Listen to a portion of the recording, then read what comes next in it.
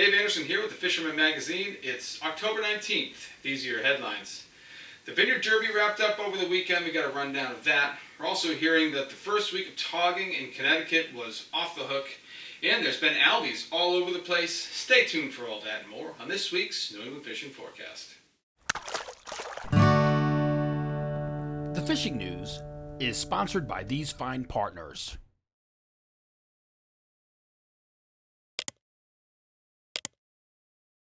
Before we begin, we've got a couple of news items to share with you. The first one comes from within. It's a little video that we put together. It's our latest release on YouTube. And it's the Fisherman's owner, Mike Caruso, gone out with Captain Savio Mizzi out of Montauk. They brought along Chris Parisi from Tsunami, and they were putting the new Salt X2 reels to the test. These reels will be available early next year. I have a couple of the original Salt X reels. I was very happy with those. But I also got a chance to try out the Salt X2s, and I've handled just about every size of them, from the one you might throw for, throwing jerkbaits for largemouth bass, to the one that you'd use for jig and pop offshore. These things are strong, they're overbuilt, they're super smooth, and they're really good looking reels as well. So if you want to see these things getting put through the paces and some northeast fall run action, click the card at the top right and check out the video. Next up, we'll do a quick rundown of what's going on in the Dreamboat Challenge this week. Here is the latest leaderboard of the Dreamboat Challenge. The top three remain unchanged. We have Kyle Kraus holding third place with 15 points, Eddie Terrabile hanging tough in second place with 18 points, and Bobby Cifarelli leading the leaderboard with a comfortable 24 points. The Dreamboat Fishing Challenge is the Fisherman subscriber-only multi-species fishing competition with a chance to win a 21-foot Steigercraft center console powered by Yamaha, along with many other great prizes. Visit thefisherman.com to subscribe and get all the details so you can be part of the action. Now we're going to take a trip to Martha's Vineyard. We're going to get a little snapshot of what the end of the Derby was like. The Martha's Vineyard Striped Bass and Bluefish Derby has become an institution in New England fishing. The 5-week tournament sunk its roots 78 years ago and hasn't missed a year since. The Derby, as most New Englanders call it, has become the truest picture of Northeast saltwater fishing. The Fisherman's Dale Nicholson spent the closing weekend of the Hallmark event taking in what island residents call Derby time. Hi folks, Dale Nicholson from the Fisherman magazine, just getting back from the Martha's Vineyard Derby. What a derby it was. 2,999 people entered this tournament. Unbelievable participation, unbelievable fish, bonita, bluefish, albies everywhere. One of the big things I take out of this tournament is watching the volunteers and the committee, because they are so dedicated to this tournament. It's all volunteer time. It's all their time for 5 weeks, and they work their butts off to do it, and God bless them, because it is a remarkable tournament. Congratulations to everybody that won prizes and everybody that didn't and just had a good time fishing, because that's what it's really about. It's a good time fishing. During Dale's weekend stay at the Vineyard, he also got the chance to take a tour of the grand prize, the Eastern Boats 22 Sisu, with Eastern Boats owner Greg Hopkins.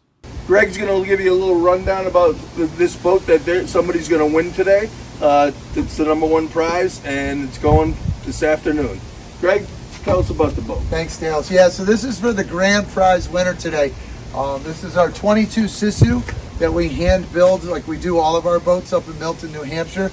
Somebody's going to be the lucky winner of this boat today. And the really cool thing is that after they win it, that's when the real fun for us really starts again. Is we get to interact with the winner and their family and go through customizing the boat for their special needs, so that we can see them out here on the island fishing, just like we did this year when we saw last year's grand prize winner fishing all week long since we've been down here. So it's a lot of fun. And at the key ceremony, a new winner was crowned. David Caddison picked the right key, which opened the lock, securing his win of the 78th annual Martha's Vineyard Striped Bass and Bluefish Derby and his new ride, the Eastern Boats Sisu 22. See you next year. And the last thing, of course, is the giveaway, which is going to end next week. So it's going to end on October 26th. So you've got about a week to impress me. I have a photo in mind at this point, which I think is going to be the winner of the Missouri prize pack. But you've got 7 days to change my mind. And the way to do that is to take a picture of a recently caught fish, make sure it shows you and your fish, and send it to me at danderson@thefisherman.com. Just put, giveaway or contest in the subject line so I know what it's for. Or you can text it to the number on the screen. And on next Wednesday, I'll go through all these photos and we'll pick a new winner. And someone's going to win an awesome prize pack from Missouri.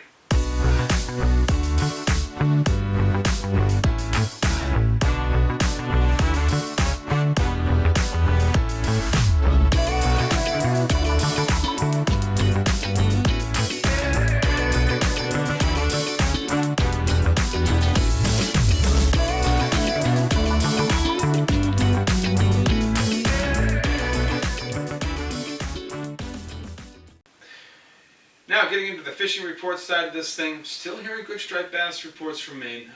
Not good like it was back in early September, but still good. Guys are getting schoolie-sized fish, but we're still seeing some fish up into the high 30-inch class coming from southern Maine. So while the migration is well underway, it's taking its sweet time, which is a good thing for all of us, and especially Mainers. They're getting an extended season, and they're seeing some good fish, even here in the second half of October, which is great to see. Dropping down over the border into Massachusetts, let's check in now with James Jewkes. Up here in Salisbury today, checking out a couple of spots, see what's going on. The new moon, the backside of it, I should say, was pretty fruitful. Had really fished through some schoolies to get to some teen bass, up to, I had one that was close to 24 pounds. Everybody else was kind of hitting some smaller fish as well. The bigger fish definitely were well into the night. The guys north of me in New Hampshire, they're still getting fish as well. I'm still sure we're going to see a push of bass coming through here, so everybody should really just get out and get after it. No reason the season's ending yet. A few more weeks. Remember last year, my last one was around November 10th, right up on Plum Island. So, and over the weekend, I got out and hit the freshwater as well. Me and a buddy of mine, Clay, we had some smallmouth, pickerel, some largemouth as well. So everything's cooking along. I know a few guys. I know a friend of mine, Angela, she was fly fishing for trout and hammered them. We'll see what else comes on. But for now, keep going. Water's still good. Maybe you got to fight through this storm that's pushing in, but we know how that goes. If you're not out fishing, you certainly aren't catching. All right, Dave. We'll talk to you later. I'm still getting striped bass reports from Gloucester all the way down to the east end of the canal. We're not seeing the blitzes like we saw in 2020 and 2021 or 2022, but we are still seeing great action, a lot of daytime action, and decent sizes of fish. Fish from like 25 inches up to 40 inches. A lot of topwater action, a lot of guys doing it at night as well. It's been mostly a surf fisherman's thing, but we are seeing some guys doing it in the boats as well. And you've got a bonus species right now because, I don't think I've ever seen this happen before, but some false albacore have made it as far north as Scituate Harbor. They must have gone through the canal and just kept on going. That report is from the weekend. I haven't heard anything about them since. So who knows where they are or if they're still there. But if you're heading out this weekend, I would definitely put a 7-foot rod in the rocket launcher with an epoxy jig on there and just make sure you're ready, because you'd hate to have those things pop up and not have a shot at them. But interesting stuff. Perhaps a sign of the times or maybe just an anomaly, but very, very cool. Going up the bay side of the Cape now, the estuaries continue to produce striped bass. We're seeing mostly small to medium fish, like 20 to 33, 34 inches for the most part. You got an opportunity to maybe stick a 20-pounder in there. Most of the action I'm hearing about is happening at night. Guys doing it with like SP minnows and red fins and hydro minnows and mag darters and stuff like that. going around the end of the Cape to the outer beaches. A lot of the surf fishermen that fish out there are still kind of picking up the pieces from all the crazy weather that we've had. And, so I have been hearing that guys are getting some fish, but I have not heard anything that suggests that there's any one place that has fish and other places don't.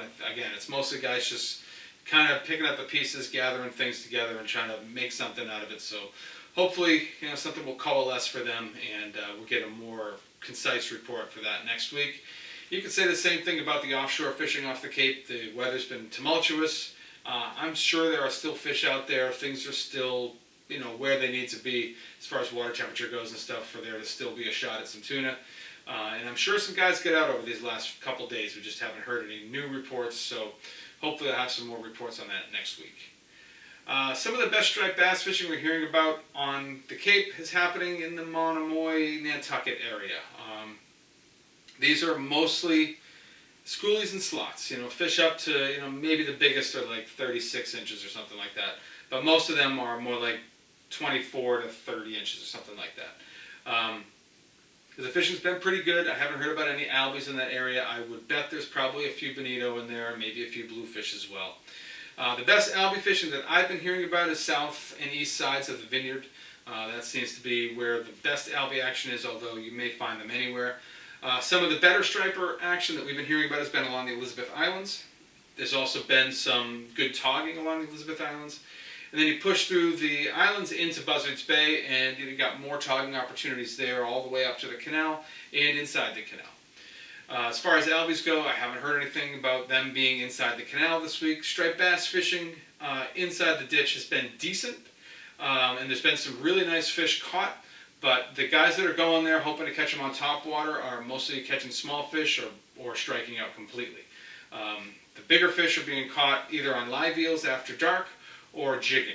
Most of the jigging fish are the bigger ones. They've been up to 47 inches, the biggest one I've heard of this week. And mostly on soft plastics with a paddle tail and like a 3 to 5 ounce head. Heading out of the canal, down the chute here of Buzzards Bay, we got albies popping up here and there all over the place. The estuaries are loaded with small to medium stripers. I did a little bit of that this week with a 7-foot rod and an albie snacks, just driving from backwater spot to backwater spot, and it's fun. Getting these small to medium fish on a 7-foot rod and light gear and a single hook. It's a fun time, and you never know what you might run into back there. But there's a lot of activity in those estuaries from the canal all the way out to the Rhode Island border, and the togging, especially out toward Westport, we're talking to Jason Colby, and it's been phenomenal. It's been good for over a month, well over a month at this point. And, it's just holding steady. The water temperatures are still keeping these fish in shallow water, but they're starting to get some fish in deeper water now too, so you can pretty much fish wherever you want. It's a great time for togging. And that's what I have for you guys in Massachusetts this week. Moving over into Rhode Island now, let's start by checking in with TJ Kopecky. Thanks, Dave. Hey guys, got a lot of stuff to catch up on this week. I'm going to start up in the southeastern Massachusetts side of Mount Hope Bay. Talk about the Coles River, the Lees River, the Taunton River, and all of that Mount Hope Bay area from Borden Lighthouse up inside the bridge there. It's been a lot of birds, a lot of bass on them. Not big bass, but very fun to catch. They've been in the 20 to 25 inch range, and they've been pretty much everywhere around. You just got to find a school, find the birds. Getting up inside of the Coles River, it's been a little slow up towards the 103 bridge. I fished in there a couple of times, and I got a report from my friend Jeff, who has been kayaking in there, and he said it slowed down substantially inside the Coles River. Didn't get any reports from the Lees River, but I know the mouth of the Lees River near the Brayton Point Power Plant, or the old Brayton Point Power Plant. There's been a lot of birds working around there with that bass too. There's been some small bluefish in the mix, just cocktail blues. I have nothing of size I've heard of up there also. Getting towards Spar Island, it's one of my better spots for me fishing.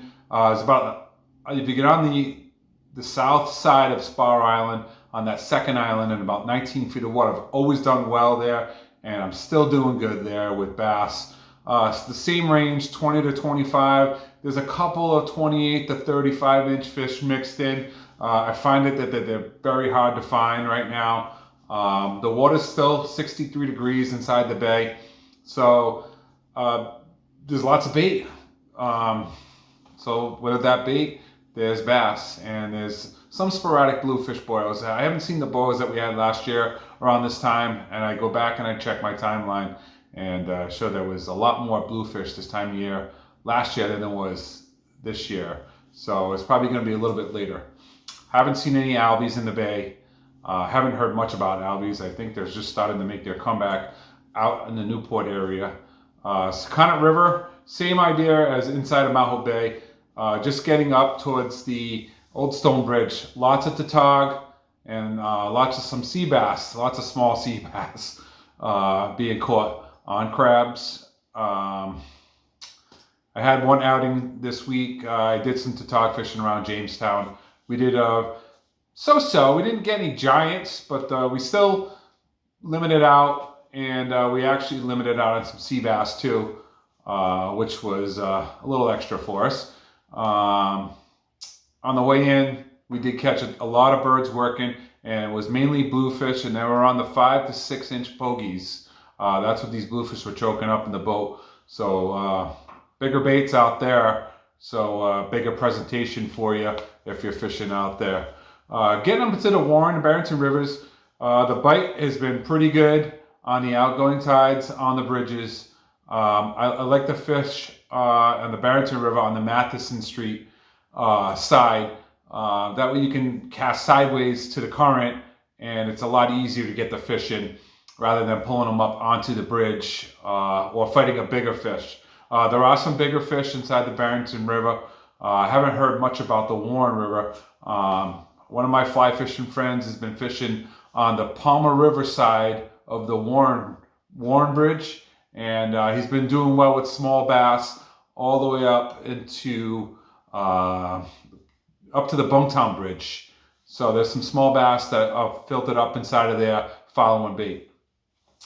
Tautog fishing in the Warren River has been excellent. If you can fish behind the American Tourister, there is a right of way.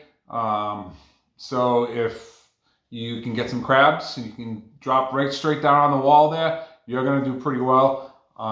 Anywhere up the Warren River towards Blount, there's a couple of little spots, the Warren Marina, that you can fish straight up and down along the walls.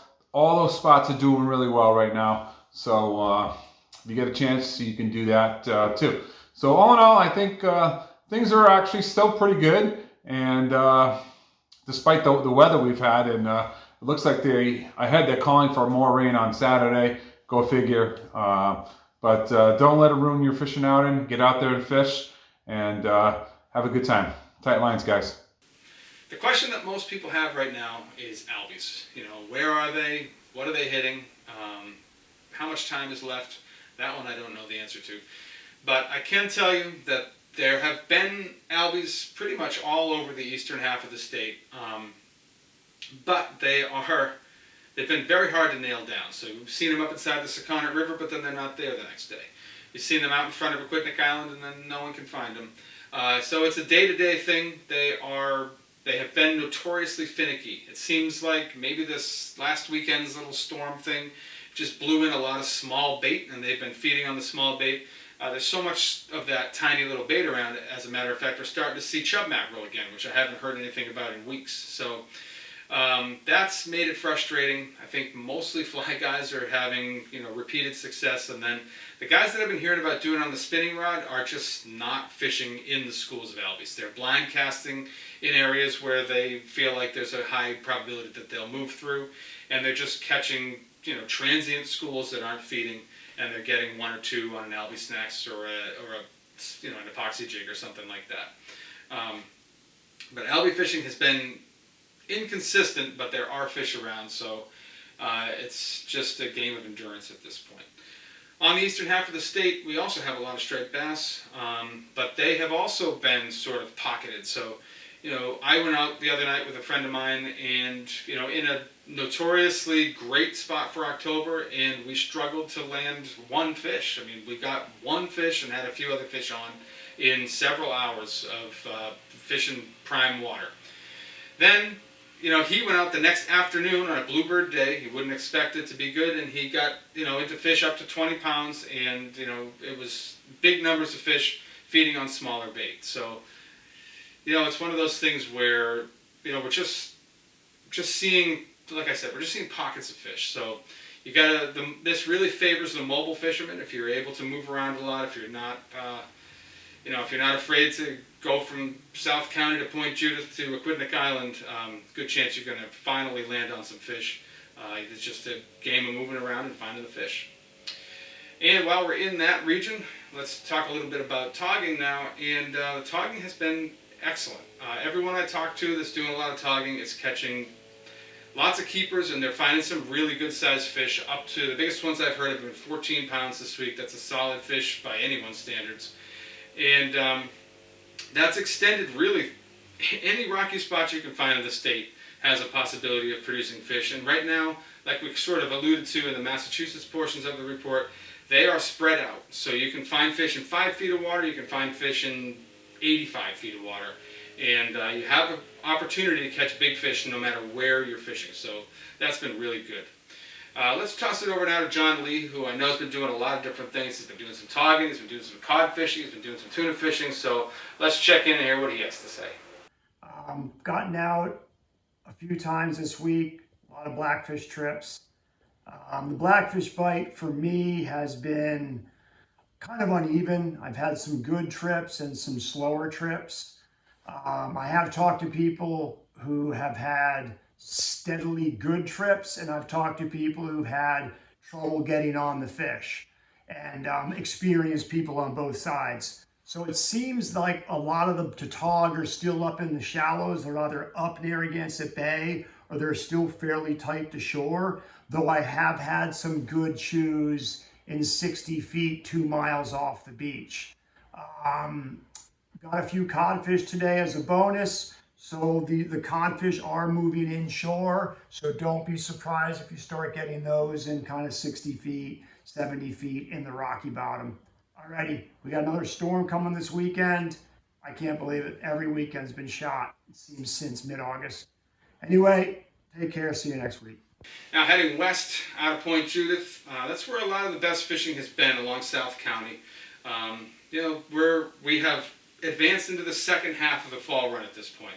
And the second half of the fall run favors South County. It always does. You've got lots of inlets. You've got Charlestown, Quaney, and Weekapaug. You've got water rushing in and out of Fisher's Island Sound around Napatree. It's just so much bait moving into the area, just a lot of things going on. Also, if you've been out there on a clear day, especially out in a boat, a mile or so off Watch Hill, you can see Montauk from there. So it kind of shows how close together everything really is, and just sort of highlights the fact that, or highlights the reason why South County is so good in the late fall. Striper fishing has been very good around the breachways, and this has definitely been the area where we're seeing the most albies and the most receptive albies as well. For a little bit more on that, let's toss it over now to Declan O'Donnell from Breachway Bait and Tackle. What's going on, guys? Declan here from Breachway Bait and Tackle, here with another fishing report from Southern Rhode Island. I hope you guys have been getting out there, finding some time to get some fishing done. Fish has been pretty good. The shore guys are finding some fish on the beach, and even on the rocks on the outgoing tides, producing some pretty good sized fish. This morning I heard of a fish come in around 40 inches. It's really good to see. Fishing at night has been really good as well. People find some striped bass back in the salt ponds, especially tucked all the way up in the back in some warmer water. That's where the bait's been. Some good sized mullet and peanut bunker. People been getting them on some topwater baits. The sea's been really good past couple days. Albies popped back up in great numbers over the weekend. People really get into a good tautog bite. Fish up to 7-8 pounds for tautog. Most boats finding their limit. Still a good amount of black sea bass in the water. Even a few reports of cod in some shallow water here off the South Shore. The tuna bite is kind of a hit or miss right now. that's gonna happen this time of year. But hope everyone gets out there fishing. Not too much left of the season. Moving over into Connecticut, the Eastern Sound has a lot going on. We've got albies in the Eastern Sound and good numbers of them. And the word on the street is that these fish have been finicky, but they've been favoring larger baits. So go figure that one out. They're getting them on the big XO jigs. They're getting them on albie snacks. And pink or white has been a pretty hot color from what I've heard. Also in the Eastern Sound, good bass fishing. We've been hearing about striped bass from schoolies up to 47 inches. And a lot of the bigger fish have been in the more extreme eastern end of the Sound, around the Thames River or up along the backside of Fishers has been holding some of the bigger fish. But we have been hearing about striped bass of mixed sizes, from Goshen Reef to Hatchets out to Black Point and then all the way out to the Connecticut River. The togging in that area has also been phenomenal. And these fish, just like Rhode Island, can be found anywhere from 5 feet to 80 feet of water. It's just been a really good time to be fishing Long Island Sound, and I think that's going to continue right through this weekend and into next week, and probably beyond that as well. Out in the race, we've been hearing about some big bluefish being caught on diamond jigs. There's also good numbers of striped bass out there. And then getting up toward the Connecticut River, we are still seeing a lack of adult bunker. But the fish, they gotta eat, so guys are finding them feeding on peanut bunker, they're finding them feeding on like butterfish and all kinds of other small bait. So basically, if you can find bait, there's a really good chance you're gonna find some striped bass. For a little bit more on what's going on in that region, let's toss it over now to Mike Roy from Real Cast Charters. Hey, what's up, guys? For this week's fishing report, the striped bass fall run is in full swing. They are feeding heavily on peanut bunker. Small soft plastics are working great, like the 5 3/4 inch finesse fish, or a small topwater like the Shimano high pitch block are going to get a lot of bites. There's still blues around. They've definitely thinned out, but they are around chomping up some of those soft plastics. We seem to have another big push of false albacore. They are all throughout Eastern Long Island Sound now. In fact, when you're black fishing, don't be surprised if you see albies around the boat, so have a rod ready for them. The black fishing is off to a pretty good start. I expect it to improve as water temperatures drop, and there's plenty of black sea bass on those same rock piles where the blackfish are. Good luck. Now let's head up the river and do a little inland report with Rowan Lytle. Hey everybody, we got absolutely beautiful fall weather this week. The Connecticut River is kind of at a stable state. The water clarity is a lot better than it's been a lot of the year. The bass and pike fishing is pretty darn good. As you watch these water temperatures start to drop, you can get some pretty good largemouth fishing, especially in some of the coves in slightly deeper water. Now they'll be focused on bait fish in the 1 to 3 inch range. You still have some young of the year shad and herring around. A lot of those kind of make their exodus right at the end of October with rain events. And in the bottom end of the river, much better striper fishing than there was. Some of those fish are making it a reasonable distance up, and there's a lot of hickory shad as well. So there's a good amount of stuff going on. Big weather system coming in this weekend. That's going to probably make for some pretty good fishing right in the beginning. I'll be out guiding in some of the lower river estuary areas in my canoe early in that system, hoping for some striped bass for a client of mine. But Sunday, the weather looks fairly windy, less rain. You shore-based guys might have some really good fishing with that low pressure and the abruptly changing conditions. So get out there and see if you can find some fish in those foul weather conditions. And then heading out of the river west toward Westbrook, let's check in now with Matt Stone from Black Hall Outfitters. We have some really good fall fishing right now. October is one of my favorite months on the water. Pretty incredible autumn sunrise behind me here. A lot of good stripers happening. There's a lot of good blues happening. A lot of fish in the smaller sizes, but there are still some decent sized fish kicking around as well. We've had a lot of really good albie reports from the Central and Eastern Sound. They've filled in pretty heavy. They've been uncharacteristically picky or characteristically picky, depending on what your experience has been. But it seems like bigger pink and bigger silver epoxies are working along with white albie snacks as well. Some really good sea bass still being caught as well while people are togging, and the tog bite has started off very strong. I have fished well in about 15 feet to 20 feet. I know anglers have done well in as deep as 60 to 80. Right now, there's a lot of shorts being brought up, but that should decrease, and we should have some bigger fish come in as this water cools. Right now, I'm reading about 62 degrees where I am in the Central Sound. So a lot going on, a lot to chase, a lot to do, a lot of beautiful days like this one still left this year. So I hope you have a great week. Get out there and enjoy it. And then heading further west from there, still hearing good porgy reports, although it's slowing down a little bit on all those little reef systems that head out more toward New Haven. Striped bass action's been good in that area as well, very similar to what we've seen around the Connecticut River. You know, small to medium fish feeding on all different kinds of bait. There's been some bluefish in there also. And then, you know, as you get further west, Max is sick today, so we're not going to get a report from him, but I bothered him enough to get some details of what's going on in the Western Sound.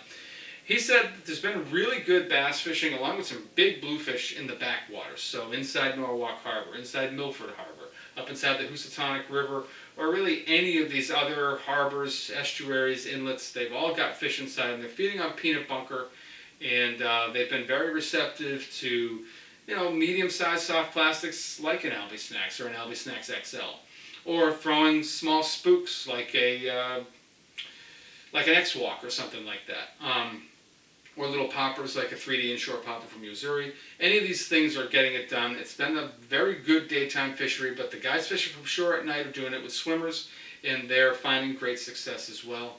Outside the backwaters, the best bass and blue fishing is happening, diamond jigging around like 11B and 28C. Togging in the Western Sound has been good, but it hasn't been as good as it has been in the Eastern Sound. We've seen a lot more shorts, so guys are having to weed through a lot more fish. But limits are happening for the guys that are being diligent about it. And overall, the fishing in the Western Sound has been very good.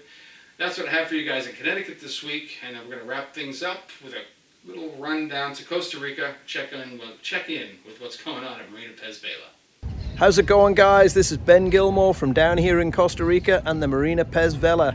We got an absolutely insane Dorado bite going on right now. It's peak Dorado season here in Costa Rica. Boats are going out there catching 20, 30 Dorados a day.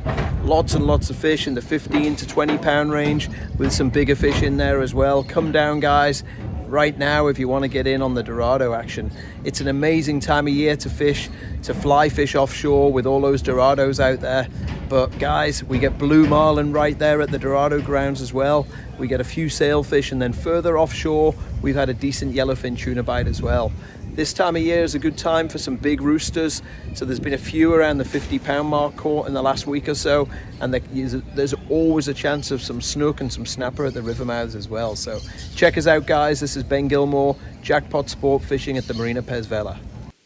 And that's what I have for you guys in the reports this week. Hopefully it's going to inspire you to get out there. You know, as I said in the Rhode Island portion, we have entered the second half of the fall run.